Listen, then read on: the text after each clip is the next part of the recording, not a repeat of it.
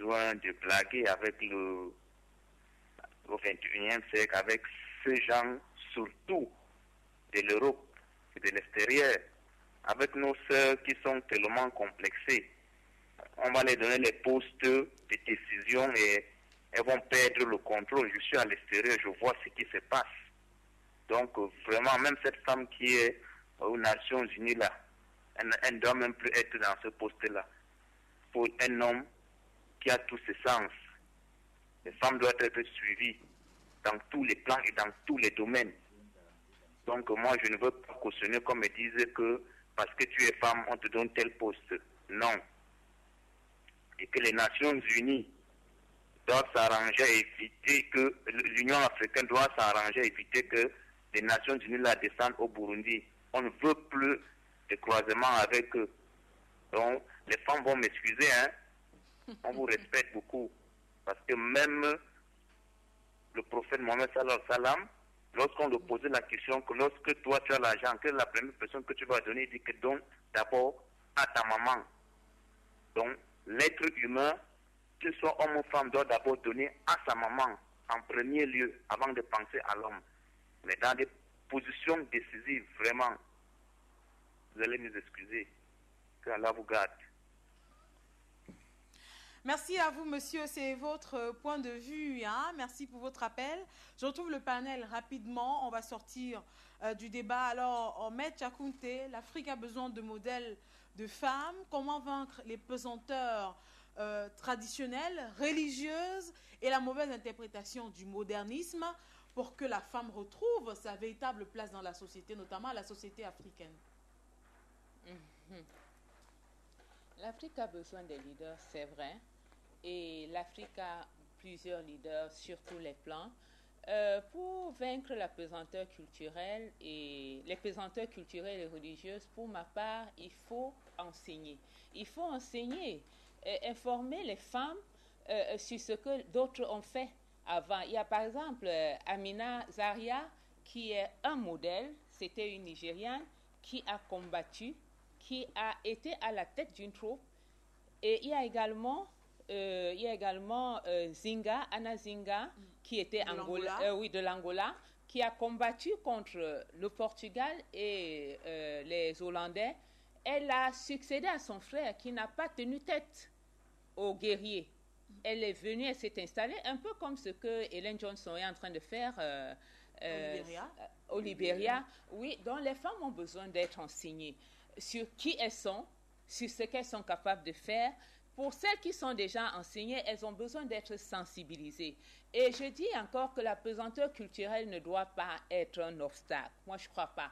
Le temps est révolu. Et cette pesanteur est, pour ma part, entretenue par nous-mêmes. Oui. Justement, pour ajouter à ce que vous dites, il y a de l'autre côté le complexe à rentrer dans ce que les femmes appellent l'émancipation, le modernisme, qui malheureusement est mal compris ou alors mal vécu par les femmes. Oui, très mal vécu, justement. C'est encore les méfaits de la colonisation. C'est une mauvaise copie de l'Occident. Être émancipé ne veut pas dire mal s'habiller. Ça ne veut pas dire porter de longues mèches sur la tête. C'est mental. Ça doit se passer dans la tête et se refléter sur notre physique. Donc, ce n'est pas de ça qu'il est question. Donc, moi, je crois que la pesanteur culturelle n'est pas un problème. Notre frère, tout à l'heure, nous a dit ce que la pesanteur culturelle, ce que la Bible dit à propos. L'homme n'est pas au-dessus de la femme. Les deux sont des mêmes créatures aux yeux de Dieu, ayant la même position. C'est tout simplement une question d'ordre, de leadership dans la famille. Hein? La Bible, dans le livre de Joël, qu'est-ce que le Seigneur dit? Les deux sont... il n'y a pas de supérieur entre l'homme et la femme. Donc, les deux peuvent faire la même chose. Et par rapport au complexe dont a parlé l'auditeur, l'appelant de tout à l'heure, moi, je ne crois pas. La femme qui est entière, qui sait qui elle est, n'est pas complexée. Et les femmes n'ont pas besoin d'être suivies. Si la femme est formée au même titre que l'homme, elle a qu'elle suivre. Qui doit la suivre? Pour faire quoi? Où on est formé, où on n'est pas formé. Et ce n'est pas une question d'école. Même celles qui n'ont pas été à l'école sont victimes de certains comportements auxquels on doit mettre fin. C'est de ça qu'il est question. Merci à vous, Maître Akounte. Paul Ken. Oui, je voudrais terminer tout d'abord en remerciant toutes les femmes, qu'elles aient donné vie ou pas, parce que sans la femme, l'homme ne pèse pas grand-chose. Et quand je le dis, je pense à un de mes cousins qui avait l'habitude, je crois, il s'appelait Paul Gouet, qui disait que quand il entend un homme dire que la femme n'est rien, il se demande, mais la femme a donné naissance aux gens comme les Paul Biya, au pape, aux chefs d'État comme les Alassane Ouattara, au président Bandakani, tous ces grands noms. Comment on peut se permettre de dire que la femme n'est rien? Je profite pour dire merci à ma mère qui m'a donné la vie et aujourd'hui j'ai eu un an de plus. Bon anniversaire, monsieur Ken. Alors, Dalvaris Goudjou, président Bandakani, loin de vouloir faire un débat sur l'égalité des genres, il était important, même si d'aucuns ne sont pas d'accord par rapport au thème arrêté pour cette 26e session de l'Union africaine. Rappelons que l'Afrique a des problèmes quand même assez importants pour que l'on en soit encore à parler des droits des femmes et de l'homme. Mais tout de même, il fallait en parler puisqu'on est face à l'actualité. Oui, c'est pourquoi je disais tantôt dans mon prologue qu'en réalité, c'est beaucoup plus de la distraction. En Afrique, pendant beaucoup de temps, les femmes ont eu un rôle important, particulièrement au niveau de la cellule familiale. C'est pourquoi je pense clairement, Juliana, que de nos jours, actuellement, on ne doit pas occuper un poste seulement parce qu'on est de sexe féminin. On doit occuper un poste parce qu'on est compétent. Et il y en a des compétents en Afrique. J'en ai eu plein qui sont des camarades de classe qui occupent des grands postes aujourd'hui. Et je vous l'ai dit, quand moi j'ai fait les études, j'ai le volet extrêmement important d'études que j'ai fait, c'était la psychologie. J'ai fait 2 psychologies, la psychologie de la femme et la psychologie de l'enfant. Et c'est un volet très important. Les femmes négligent parfois le pouvoir qu'elles ont. Comme on le dit, c'est pas au hasard quand on dit derrière tout grand homme se cache une grande femme. En réalité, les femmes ont un pouvoir qu'on appelle un pouvoir de prescription. La prescription, c'est le fait de recommander, le fait d'influencer. Tous les débats que nous faisons ici à Afrique Média, de tous les chefs d'État, de tous les hommes publics dont nous parlons, ces personnes sont en contact direct ou indirect avec des femmes. Et les décisions que ces messieurs, que ces leaders africains, que ce soit le président Ouattara, que ce soit le président Biya, que ce soit n'importe qui prend, à côté de ces messieurs, il y a une femme. Et la femme est susceptible d'influencer ses choix et ses décisions. C'est pourquoi je dis ceci. Les femmes ont un rôle extrêmement important à jouer dans les sociétés, dans l'épanouissement de l'Afrique. Mais quitte à ce qu'elles prennent conscience et qu'elles sachent que le rôle, le respect qu'elle aura ou qu'elle a doit s'acquérir par ses actes, mais pas qu'elle galvaude cela dans la rue. Et nous pensons qu'en Afrique, il y a des femmes compétentes. Je me rappelle toujours, j'ai un camarade de classe avec qui nous étions en seconde, et je me rappelle, elle me montait toujours des mathématiques. C'est une grande dame de par le monde de nos jours. Et je pense qu'il y en a des milliers et des millions sur le continent africain, et l'on peut utiliser cela, pas pour combattre l'homme. Je répète bien, pas pour combattre l'homme, mais pour faire évoluer la société. Pour évoluer la société africaine. Merci à vous, Dalvaris, président Bandakani. D'abord, la question de la compétence de la femme ne se pose même pas. Ça ne doit pas se poser. Je vous ai démontré tout à l'heure qu'elles sont compétentes que nous tous, puisqu'elles sont polytechniciennes. J'ai démontré, et ce n'est pas la blague. Donc, ça ne se pose même pas. C'est l'organisation structurelle de la société qui fait qu'à un moment donné, les hommes paraissent, je dis bien paraissent compétents que les femmes dans certains domaines. Mais ce sont des histoires. À conditions égales, à position de départ égale, il n'y a pas match. Souvent, même elles sont même plus compétentes que les hommes. Voilà. Donc, pour dire que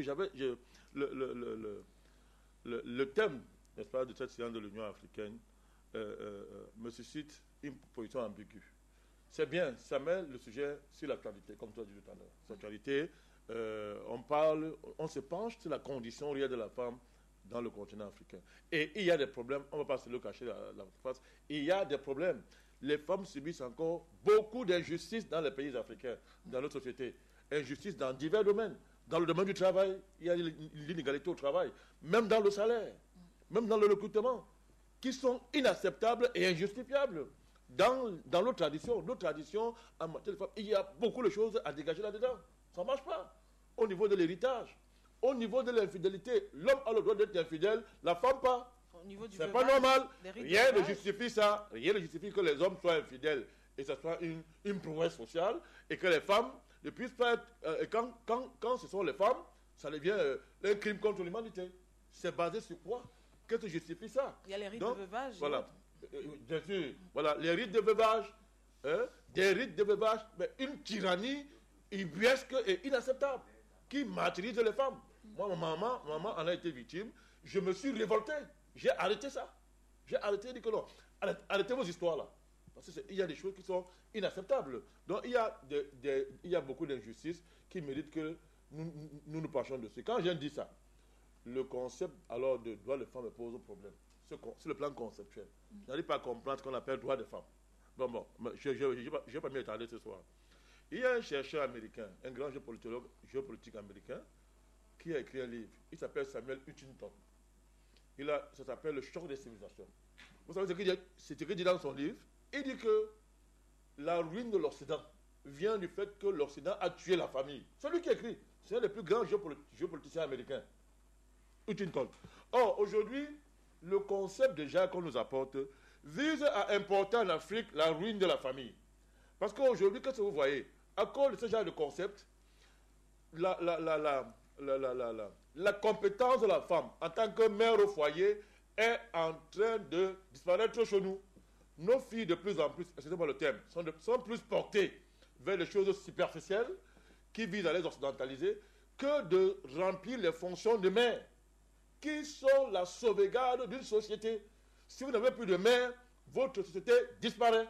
Or, aujourd'hui, nos filles ne savent plus gérer les métiers du foyer, s'occuper des enfants, faire de la bonne cuisine, élever la vie. Elles ne savent plus faire ça parce que justement, à cause des concepts importés comme le genre, on a tendance à les envoyer hors de la maison. Le problème aujourd'hui, l'Occident est en train de mourir. Pourquoi? Parce qu'ils ont tué la famille. Ils ont tué la famille. Le confort et les carrières, l'émancipation. Vous voyez des femmes qui ont 68 ans, elles tombent amoureuses de petits garçons, elles découvrent la vie à ce moment-là. Elles abandonnent la maison et tout, elles s'en vont vivre.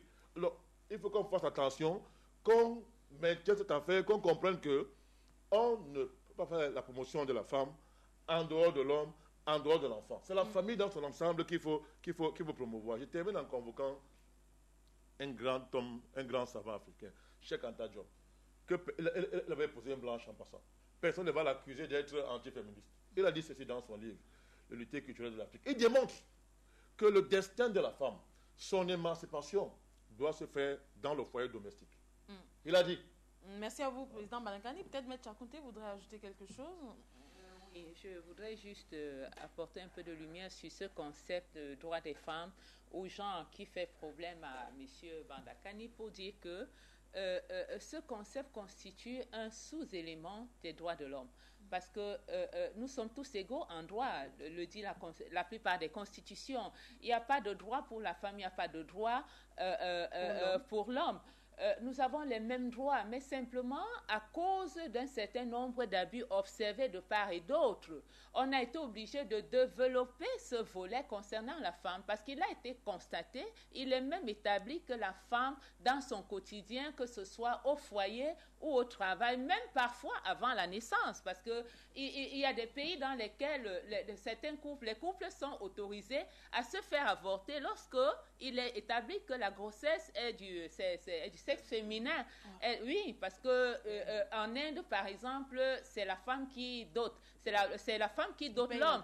Donc, quand un couple a déjà une fille, et que la deuxième grossesse est également féminine, elle a le droit de se faire avorter. Donc, la femme a subi ce genre de choc, et c'est pour ça que les nations se sont réunies, les Nations Unies d'abord, et sur le plan continental, l'Union africaine a jugé bon de se pencher sur la question. Même pendant les guerres, quelle est la tranche de la société qui est le plus défavorisée, exposée? C'est les femmes et les enfants. C'est ça l'intérêt du genre. Il n'est pas question, pour ma part, d'opposer l'homme à la femme. Non, c'est pas ça le problème.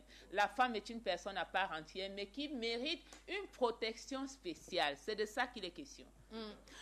Merci à vous, chers invités. Je suis la première anti-féminisme, mais puisqu'on parle d'actualité, puisqu'on parle du sommet de l'Union africaine qui consacre ses travaux aux droits de l'homme et précisément à la femme, il était important de mettre ce sujet sur la table pour dire à ceux qui détiennent le bâton de commandement que vous pouvez faire de la femme, en plus de la mère de vos enfants, votre conseillère spirituelle et autres, faire un peu plus d'elle, car elles ont des capacités parfois au-delà de celles des hommes. Ce sont des porteuses d'eau.